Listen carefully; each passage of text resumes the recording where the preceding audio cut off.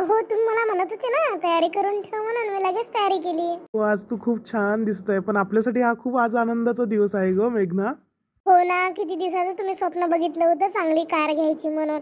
आज किती आहे ना ते स्वप्न आपलं सत्यात उतरत आहे. आज आपल्यासाठी सगळ्यांसाठी आनंदाचाच दिवस आहे. हो ना मेघना, मग आपल्याला आज गाडी बुक करायची आहे, तर मुलांना घेऊन जाऊ ना आपण, त्यांनाही खूप आनंद होतो. हो ना, पण त्यांची ट्युशन झाल्यावर जाऊ आपण, कारण की ते यायचे आहे. मग मी त्यांची तयारी वगैरे करते आणि जाऊ मग. थांबा मग 5-10 मिनिट. हो, थांबू 5 मिनिट, येऊ दे त्यांना ट्युशनवरून. मी तोपर्यंत इकडलं काम आटपून घेते, तोपर्यंत मुलं येतात. हो, घे तुझं काम आपटून. काय काय आहे तर किती मोठं स्वप्न आहे आपल्यासाठी एक कार घेणं म्हणजे. हा, तर आज एवढा आनंदाचा दिवस कसं मी आज व्यक्त करू त्याला. केदार गेलाच नाही का रे तू ऑफिसला? मी तुला त्या दिवशी सांगितलं होतं ना, आम्ही गाडी घेणार आहे. बाबाई म्हणत होते गाडी घे, तर मग आम्ही ते गाडीचं बुकिंग करायला जाणार आहे. हो, चांगल्या कामाला कशाला वेळ येत जा ना मग तुम्ही लवकर लवकर. हो आई, जातो. मुलं यायची आहे, मेघण्याची तयारी झाली आहे, ते ट्युशनहून आले का आम्ही निघून जाऊ. तू चालतं का सांग बरं. नाही नाही बाप्पा, मी घरी आल्यावरच गाडीत बसन. मला दगदग दगदग होते. काही नाही, अधिक तब्येत बिघडली तर अधिक त्याला पैसे लावा. नाही नाही, तुम्हीच जा, सगळेजण जा. बाबा येऊन राहिले का बाबू? त्याचं तर कामच आहे, बाबा तर येणारच आहे. पण मी गाडी माझ्या नावावर घेत नाही, मी बाबाच्याच नावावर घेणार आहे. चला रे, त्यांच्या नावावर आता घेत, आता तुझ्याच नावावर घेऊन घे, काही नाही. पण बाबाला घेऊन जा लागन तर सोबत. हो आई, आता मुलं आलं का आम्ही निघतो सगळेजण.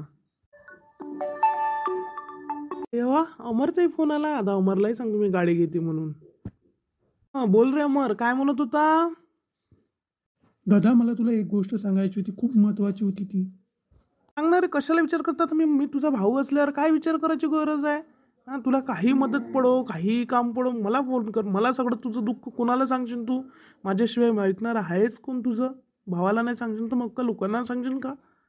दादा, मी ज्या कंपनीमध्ये काम करत होतो ना, त्या कंपनीवाल्यांनी मला काढून टाकलेलं आहे आणि आता नोटीस पण दिली आहे.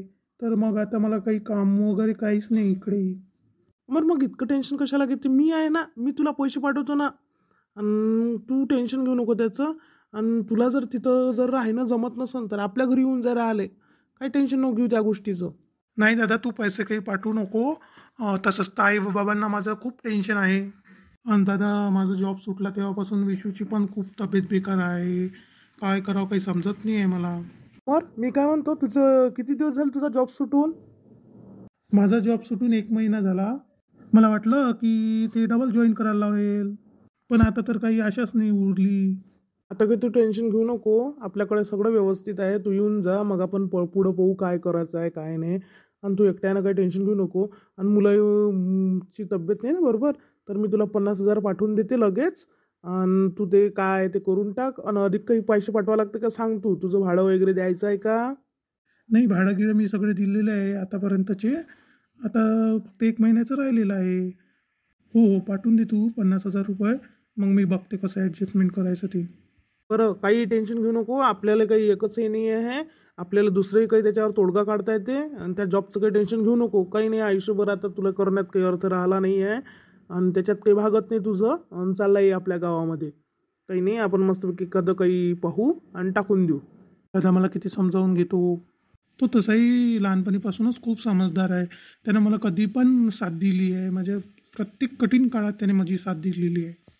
केदार, तू तयारीच व्हायची काय. आपल्या गाडी घ्यायला जायचं आहे. तू काही तयारी नाही करू राहिला, काही नाही. आणि लेकरं गिकरं आले नाही काय ट्युशनवरून. हो बाबा, माझी तयारी व्हायचीच आहे. का बरं केदार, एकदमच तुझा आवाज खालावला. काय झालं. आतापर्यंत तर तू चांगला होता आणि एकदम नर्वस झाला. काय झालं. तुम्ही शांततेत बसा, मी तुम्हाला गोष्ट सांगतो. त्याच्यानंतर आपण काय आहे तर ते करू.